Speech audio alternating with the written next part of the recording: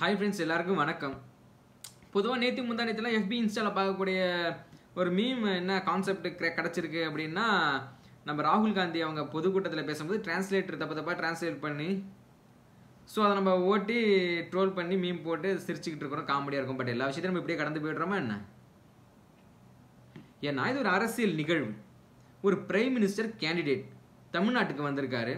So அந்த ஒரு விஷயத்துக்காக மட்டும் வரல, கிட்டத்தட்ட 3 நிகழ்வுகளில் கலந்துக்கிறதுக்காக அவர் வந்திருக்காரு. அதில் பிரைமாக என்ன நிகழ்வு இருக்குன்னா, ஸ்டெல்லா மேரிஸ் காலேஜில் ஸ்டூடெண்ட்ஸோட இன்ட்ராக்ட் பண்ணி கலந்துரையாடல் பண்ணுறாரு. அவங்க கேட்குற கேள்விகளுக்கெல்லாம் பொறுமையாக நிதானமாக பதில் சொல்கிறாரு. அதுக்கு நிறையா விமர்சனங்கள் வந்துச்சுன்னு ஆல்ரெடி கேள்விலாம் எழுதி கொடுத்து அவங்க கேட்க சொல்கிறாங்க, அதுக்கு ஒரு பதில் சொல்கிறதாகவும் நிறையா விமர்சனங்கள் வந்துச்சு. பட் அதையாவது அவர் பண்ணுறாருல, அதையாச்சும் பண்ணுறாருல. ஏன்னா நமக்கு ஆல்ரெடி ஒரு பிரைம் மினிஸ்டர் இருக்காரு, அது யாருன்னு தெரியும் உங்களுக்கு. ஆட்சிக்கு வந்ததுலேருந்து வரைக்கும் ஒரு ப்ரெஸ் மீட் கூட கொடுத்ததில்லை, ஒரு ப்ரெஸ் மீட் கூட. அது எவ்வளோ பெரிய சாதனைங்கிறது உங்களுக்கும் தெரியும். ஸோ அப்படி இருக்கிற பட்சத்தில் ஒரு அப்போசிஷன் பார்ட்டி லீடராக, ஒரு எதிர்க்கட்சி தலைவராக ஒரு பல ப்ரெஸ் மீட் கொடுத்துருக்காரு, பல காலேஜில் பல ஸ்டூடெண்ட்ஸ் இன்ட்ராக்ட் பண்ணியிருக்காரு. அவர் கேட்குற கேள்விக்கெல்லாம் பொறுமையாக பதில் சொல்கிறாரு. அந்த விதத்தில் அவரை விட ஒரு பெட்டர் தானே? இல்லை, இது ஏன் கருத்து தான். ரெண்டாவது ஒரு ப்ரெஸ் மீட், அதை முடிச்சுட்டு அடுத்தது ப்ரெஸ் மீட்டில் கலந்துக்கிறாரு. அதுக்கப்புறம் தான் அந்த பொதுக்கூட்ட நிகழ்வில் போய் பேசுகிறாரு. ஸோ நம்ம அந்த முதல் 2 நிகழ்வை விட்டுட்டோம். அதில் அவர் கொடுத்த வாக்குறுதிகள் என்ன, ஆல்ரெடி நாடு எந்த நிலைமையில் இருக்குது, நாங்கள் ஆட்சிக்கு வந்தால் அதை எப்படி நாங்கள் சரி செய்வோம் அப்படிங்கிறத எல்லாத்தையும் பேசுகிறாரு. மெயின் கண்டென்ட்லாம் அங்கே தான் பேசுகிறாரு. அதை விட்டு தள்ளிட்டு பொதுக்கூட்டத்தில் நடந்த விஷயத்தை, அதுவும் அவர் தப்பாக பேசலை, டிரான்ஸ்லேட்டர் தப்பாக பண்ணதை வச்சு நம்ம ஓட்டிக்கிட்டு இருக்கிறோம். ஸோ நம்ம எந்த வழியில் போயிட்டு இருக்கோம்? ஸோ இப்படியே எல்லா அரசியல் நிகழ்வுமே நம்ம சிரிப்பாகவே காமெடியாகவே போயிட்டு இருந்தா எப்போ நமக்கு அரசியல் பற்றின அவேர்னஸ் வரும்? ஸோ அந்த நிகழ்வில், அதாவது அந்த ஸ்டெல்லா மேரிஸ் காலேஜில் நடந்த நிகழ்வில் நடந்த நிறைய கேள்வி அவர்கிட்ட கேட்டாங்க. அதில் ஒரு 5 மெயின் கேள்வி அவர்கிட்ட கேட்கப்பட்டதும் அவர் அதுக்கான என்ன ஆன்சர் சொன்னாங்கிறதும் தான் இந்த வீடியோவில் நம்ம பார்க்க போகிறோம். அது உள்ள புந்தி அலசி என்னன்னு ஆராய போகிறோம். ஸோ வாங்க வீடியோக்குள்ளே போகலாம்.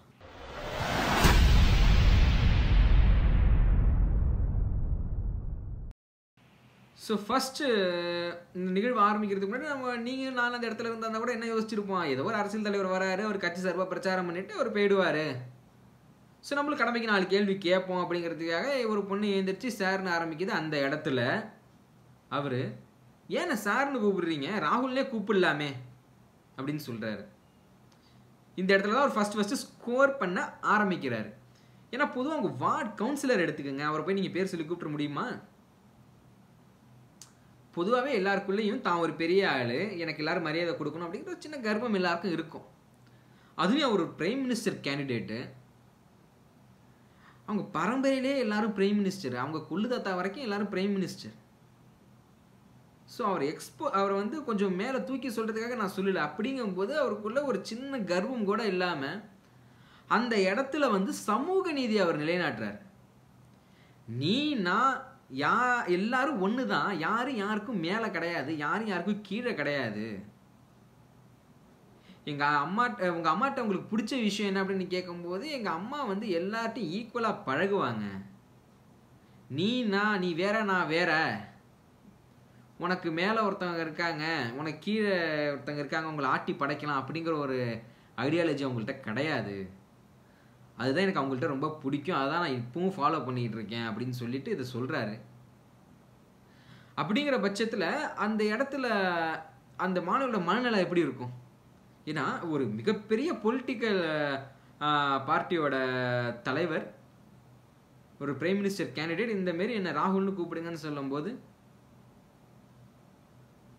அந்த இடத்துல ஃபஸ்ட்டு ஸ்கோர் பண்ண ஆரம்பிச்சுட்டு, ஸோ அடுத்த மாணவி ஒருத்தவங்க கேள்வி வைக்கிறாங்க. என்னென்னா, டாடா ரிசர்ச் இன்ஸ்டியூட், அதாவது கண்டுபிடிப்பு, புது புது கண்டுபிடிப்புகள், அதுக்கப்புறம் PhD ஒரு கல்வித்துறையில் பண்ணுறதா இருக்கட்டும், நல்ல ஒரு ஹைடெக்கான ஒரு ரிசர்ச் இன்ஸ்டியூட். அது வந்து இப்போ நிதி பற்றாக்குறை காரணமாக, என்னது நிதி பற்றாக்குறை காரணமாக மூடக்கூடிய சூழல் ஏற்படுது. நீங்கள் ஆட்சிக்கு வந்தீங்கன்னா அதை வந்து நீங்கள் எப்படி அதை சரி செய்வீங்க, இல்லை நீங்கள் ஆட்சிக்கு வந்தால் எப்படி அதை நடைமுறைப்படுத்துவீங்கன்னு கேட்கும்போது அதுக்கு பதில் சொல்கிறாரு, பொதுவாக நம்ம இந்தியாவில் 24 மணி நேரத்துக்கு வந்து ஒரு 450 வேலை வாய்ப்புகள் தான் உருவாக்கப்படுது. ஆனால் சைனாவில் 24 மணி நேரத்துக்கு 50,000 வேலை வாய்ப்புகள் உருவாக்கப்படுது. ஸோ நம்ம போட்டி போட வேண்டியது சைனா கூட. ஸோ நம்ம வந்து நம்ம எஜுகேஷன் சிஸ்டத்தையும் அந்த அளவுக்கு நம்ம மேம்படுத்தணும். அதுக்கு வந்து அந்த அளவுக்கு நிதி நம்ம ஒதுக்கணும். இப்போ இருக்கிற ஆட்சியாளர்கள் வந்து அதுக்கு வந்து ஒரு 1% நிதி கூட அதுக்கு ஒதுக்கிறதா தெரியல. ஸோ அதனால தான் நிதி பற்றாக்குறை காரணமாக அது மூடக்கூடிய சூழல் கூட ஏற்படுது. ஆனால் நாங்கள் ஆட்சிக்கு வந்தால் ஒரு 6% நிதி அதுக்கு நாங்கள் ஒதுக்கிடுவோம். ஸோ அதனால் வந்து கல்வி தரத்தை ஒரு கல்வி நிலையம் வந்து ஒரு ரிசர்ச் இன்ஸ்டியூட்டை நம்ம டெவலப் பண்ணுறது மூலமாக நம்ம நாட்டோட பல வளங்களை நம்ம மேம்படுத்தலாம். ஸோ இதுதான் அது வந்து அவங்களுக்கு சொன்ன ஆன்சர் அவர் சொன்னார். ஸோ அடுத்த கேள்வி ஒரு பொண்ணு எழுச்சி கேட்குறாங்க, சார் டிமானிட்டைசேஷனை பற்றி நீங்கள் என்ன நினைக்கிறீங்க அப்படின்னு கேட்குறாங்க. அவர் திருப்பி அந்த பொண்ணை கேட்குறாரு, நீங்கள் டிமானிட்டைசேஷனை முதல்ல என்ஜாய் பண்ணீங்களா அப்படின்னு கேட்டார். நீங்களே சொல்லுங்கள், இந்த வீடியோ பார்த்துக்கிற ஒவ்வொருத்தங்களே டிமானிட்டைசேஷன் அப்போ நாய் மாரி போய் ஏடிஎம் வாசல் நின்னோம்ல. அப்போ இருக்கிற ரிசர்வ் பேங்க் கவர்னர், அந்த ஹையர் அத்தாரிட்டி ஆஃபீஸர்ஸ் எல்லாருமே சொல்கிறாங்க என்னன்னா, கருப்பு பணத்தை இதனால் நீங்கள் ஒழிச்சிட முடியாது. ஏன்னா கருப்பு பணம் ஒரு பணக்காரங்க வச்சுருக்காங்கன்னா, ஒரு வருமானத்துக்கு மீறி ஒரு சொத்து சேர்த்து அதை வச்சுருக்காங்கன்னா, அதை கேஷாக வச்சுருக்கிறது ரொம்ப மினிமம் லெவல் தான் வச்சுருப்பாங்க. பாக்கி எல்லாத்தையும் ஜுவல்ஸில், டைமண்ட்ஸ், பிளாட்டு, வேறு விதமான இன்வெஸ்ட்மெண்ட்டில் இன்வெஸ்ட் பண்ணி வச்சுருப்பாங்க. ஸோ இதனால் உங்களுக்கு 1% கூட வெற்றி இந்த விஷயத்தில் கிடைக்காது. ஸோ இதை பண்ணாதீங்கன்னு நிறைய அறிவுரை சொல்லியும் அதை கேட்காம அந்த கவர்னரையே மாற்றிட்டு இதை வந்து அவங்க நடைமுறைப்படுத்துகிறாங்க. அதனால் எவ்வளவு பெரிய பொருளாதார வீழ்ச்சியை நம்ம சந்தித்தோம் அப்படிங்கிறது உங்களுக்கு தெரியும் அப்படின்னு அவர் சொல்கிறார். அப்புறம் இன்னொரு பொண்ணு எழுந்திரிச்சு, ஜிஎஸ்டியை கொண்டு வந்ததே நீங்கள் தான்னு சொல்கிறாங்க, அப்படி இருக்கிற பட்சத்தில் நீங்கள் எப்படி அதை எதிர்க்கிறீங்க அப்படின்னு கேட்கும்போது, ஜிஎஸ்டி நாங்கள் கொண்டு வரல, நாங்கள் அதுக்கான பேச்சுவார்த்தை நடந்தது என்னமோ உண்மைதான், அதுக்கான டிஸ்கஷன் போயிட்டு இருந்துச்சு, இம்ப்ளிமெண்டேஷன் ப்ராசஸ் பண்ணலாமா வேண்டாமாங்கிற கடும் வாதம் போயிட்டு இருக்க காலத்தில் ஆட்சி மாற்றம் ஏற்படுது, அவங்க வராங்க, அதுக்கப்புறம் அவங்க தான் ஜிஎஸ்டியை வந்து இம்ப்ளிமெண்ட் பண்ணாங்க. அதுவும் எப்படி இம்ப்ளிமெண்ட் பண்ணாங்கன்னா, எங்களோட கான்செப்ட் பொறுத்த வரைக்கும் ஒரே tax all over the country, முழு நாட்டுக்கும் ஒரே வரி தான், அதுவும் ரொம்ப மினிமம் லெவல் தான் நம்ம வச்சுருந்தோம். அதுதான் அப்படி தான் ஜிஎஸ்டி நாங்கள் ஃப்ரேம் பண்ணி வச்சுருந்தோம். ஆனால் இவங்க இம்ப்ளிமெண்டேஷன் பண்ணதுங்கிறது 5லேருந்து கிட்டத்தட்ட 38% வரைக்கும் கண்ணா பின்னான்னு போட்டு ஹைலி டிஸ்ஆர்கனைஸ்டாக வச்சு ஒரு கொலாப்ஸ் பண்ணி வச்சுருக்காங்க. ஸோ இதை மாதிரி ஜிஎஸ்டி நாங்கள் கண்டிப்பாக இம்ப்ளிமெண்ட் பண்ணுங்கிற எங்களுக்கு ஐடியாலஜி கிடையாது. இப்படி யாரும் பண்ணவும் மாட்டாங்க. நாங்கள் ஆட்சிக்கு வந்தால் கண்டிப்பாக இதை மாற்றி நாங்கள் எப்படி ஃப்ரேம் பண்ணோமோ அதை மாதிரியான ஜிஎஸ்டி வரியை தான் நாங்கள் வந்து விதிப்போம், ரொம்ப minimum level all over the country. ஏன்னா இவங்க கொண்டு வந்தது கிட்டத்தட்ட 6 வரியாக பிரித்து வச்சுருக்காங்க.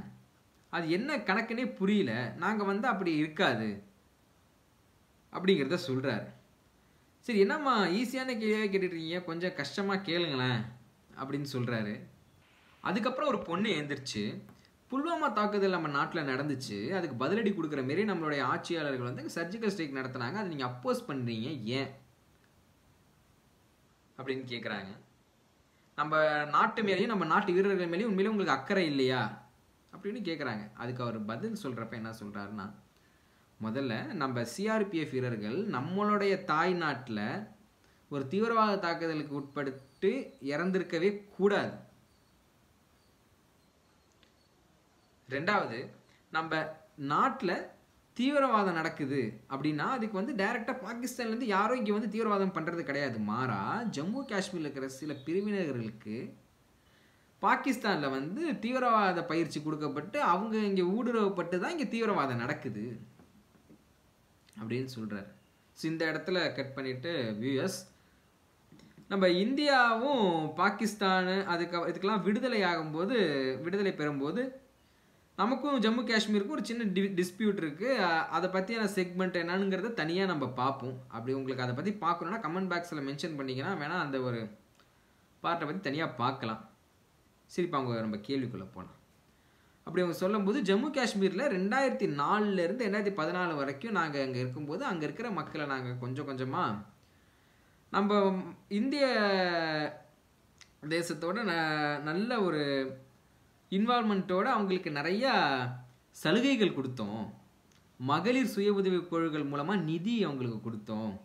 அங்கேருந்து பல மக்களை பல மாநிலங்களுக்கு வந்து வேலை வாய்ப்புக்காக அனுப்பணும். அது மட்டும் இல்லாமல் அங்கே எலெக்ஷன்ஸ் நடத்தணும். ஈவன் உள்ளாட்சி தேர்தல் வரைக்கும் பஞ்சாயத்து ராஜ் மூலமாக நடத்தி அங்கே கவுன்சிலர்ஸ் பிரசிடென்ட்ஸ் வரைக்கும் நம்ம உருவாக்கி அந்த மக்களோட நல்ல ஒரு நட்புறவில் வச்சுட்டு நம்ம அங்கே ஆட்சி நடத்தணும். ஆனால் இப்போ அவங்க ஆட்சி மாற்றத்துக்கு அப்புறம் அதெல்லாம் அவங்க செஞ்சாங்களான்னு கேட்டிங்கன்னா இல்லை. அவங்களுக்கு நிதி கொடுத்து அவங்கள கொஞ்சம் கொஞ்சமாக நம்ம மக்களோட ஒருங்கிணைச்சு ஒரு அன்பு சார்ந்த விஷயமா அதை நடத்திட்டு இருக்கும்போது இந்த ஆட்சி வந்தோடனே ஒரு அதிகாரம் சார்ந்த ஒரு விஷயம் நடக்க ஆரம்பிச்சிருச்சு. ஸோ அது வந்து பாகிஸ்தானுக்கு திரும்பி ஒரு நல்ல நல்ல ஸ்கோப்பாக அவங்களுக்கு இருக்க போய் அவங்க மீண்டும் அங்கே இருக்கிற பிரிவினர்கள்லாம் தீவிரவாதத்தில் இறங்க ஆரம்பிக்கிறாங்க. பாகிஸ்தான் அதுக்கு நல்ல உறுதுணையாக இருக்காங்க. ஸோ இதுதான் அங்கே நடந்த இஷ்யூ.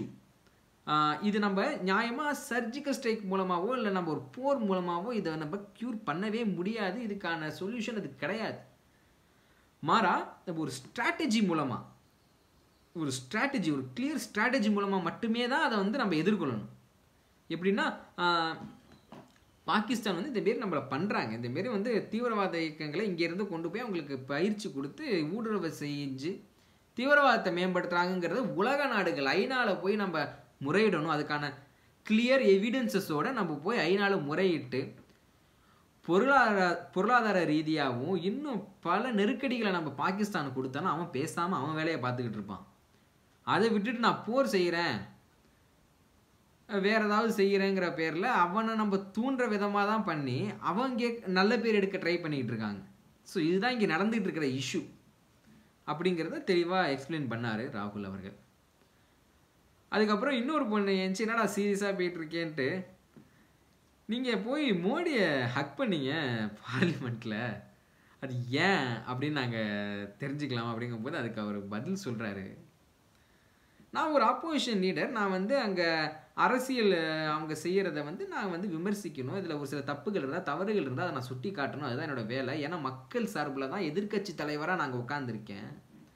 அப்படி நான் அதை சொல்லும்போது மோடி அவர்கள் வந்து பிரைம் மினிஸ்டர் அவர்கள் வந்து ரொம்ப வெறுப்புணர்ச்சியாக இருக்கார். அவர் பதிலுக்கு அதுக்கு எனக்கு ஆன்சர் பண்ணுறதை விட்டுட்டு என்ன திட்டுறாரு, எங்கள் அம்மாவை திட்டுறாரு, எங்கள் அப்பாவை திட்டுறாரு, எங்கள் பாட்டியை திட்டுறாரு, ஒரு கட்டத்தில் எங்கள் குழுதத்தாவே திட்ட ஆரம்பிக்கிறாரு. அப்போ தான் நான் அவரை பார்க்குறேன். எனக்கு அவர் மேலே கோபம் வரல, மாறா அவர் வந்து ஒரு தனிமையில் ஒரு வெறுமையை அவர் உணர்ந்திருக்காரு. ஒரு பிரைம் மினிஸ்டருக்கு வந்து அது ஒரு சரியான குவாலிட்டி கிடையாது. ஏன்னா இந்த உலகம் வந்து அன்பால் நிறைஞ்சது. அதை அவர் முழுசாக பார்க்கணும். ஏன் அப்படி அவர் இருக்காருன்னு எனக்கு அவர் மேலே அன்பு செலுத்த தான் தோணுச்சு. அதனால தான் அவரை போய் நான் கட்டி பிடிச்சேனே தவிர அந்த அன்பு அவருக்கும் வரட்டுமே. இந்த உலகத்தில் பார்க்கக்கூடிய அன்பு நிறைந்த விஷயங்கள் எவ்வளவோ இருக்குது, அதை நான் அவருக்கு உணர்த்துறதுக்கு தான் அவரை கட்டி பிடிச்சேன் அப்படின்னு சொல்கிறாரு. அப்படி அவர் சொல்லும் போது அரங்கமே அவருக்கு சார்ந்து ஒரு சவுண்டு அண்ட் கிளாப்ஸ் ரொம்ப எனாரமஸாக இருந்துச்சு. ஸோ இந்த இடத்துல ராகுல் ஒரு பிரைம் மினிஸ்டர் கேண்டிடேட். அவர் அந்த அரங்கத்துக்கு வரத்துக்கு முன்னாடியும் அவர் ஸ்பீச்சை முடித்ததுக்கு அப்புறமும் அங்கே இருந்த ஸ்டூடெண்ட்ஸ் மனசில் வந்து ஒரு பெரிய மாறுதல் ஏற்பட்டிருக்கும். என்னடா அவர் இவ்வளோ ஈஸிலி அக்சசபிள், நம்ம கேட்குற கேள்விக்கெல்லாம் பொறுமையாக பதில் சொல்கிற விதமாகட்டும், ஒரு பொலிட்டிக்கல் லீடர் அப்படிங்கிறத தாண்டி ஒரு நல்ல ஒரு வே ஆஃப் கனெக்ட் அவர்கிட்ட எல்லாம் ஃபீல் பண்ணியிருக்காங்க. அது அவங்க அதுக்கப்புறம் ஆஃப்டர் த இன்டர்வியூ அவங்க நிறையா ஸ்டூடெண்ட்ஸ் கொடுத்த இன்டர்வியூ பார்த்தா நமக்கே தெரியும். ஸோ பாஜக பிரச்சாரத்தில் பொதுவாக ராகுலை சொல்கிறது என்னென்னா பப்பு பப்பு ஸ்கூல் பப்பு அப்படின்னு சொல்கிறது. ஆனால் இந்த நிகழ்வு நடந்ததுக்கப்புறம் நான் பப்பு இல்லைடா பெரிய பருப்பு அப்படின்னு அவர் சொல்கிற மாதிரி தான் ஒரு சிச்சுவேஷன் அண்ட் இந்த ஒரு ட்ரெண்ட் செட் ஆகுது அப்படின்னு நம்ம சொல்லலாம். ஸோ இதுக்கு பாஜக வந்து எப்படி இதுக்கு தக்க பதிலடி கொடுக்குறாங்க அப்படிங்கிறத நம்ம பார்ப்போம். ஸோ வேறு ஏதாவது வீடியோ நான் பேசணும் அப்படின்னா அதுக்கு உங்களோட விஷஸ் என்ன அப்படிங்கிறத கொஞ்சம் கமெண்ட்டில் சொல்லுங்கள். கண்டிப்பாக நம்ம பேசுவோம். Until then, bye from Sarvodhayan.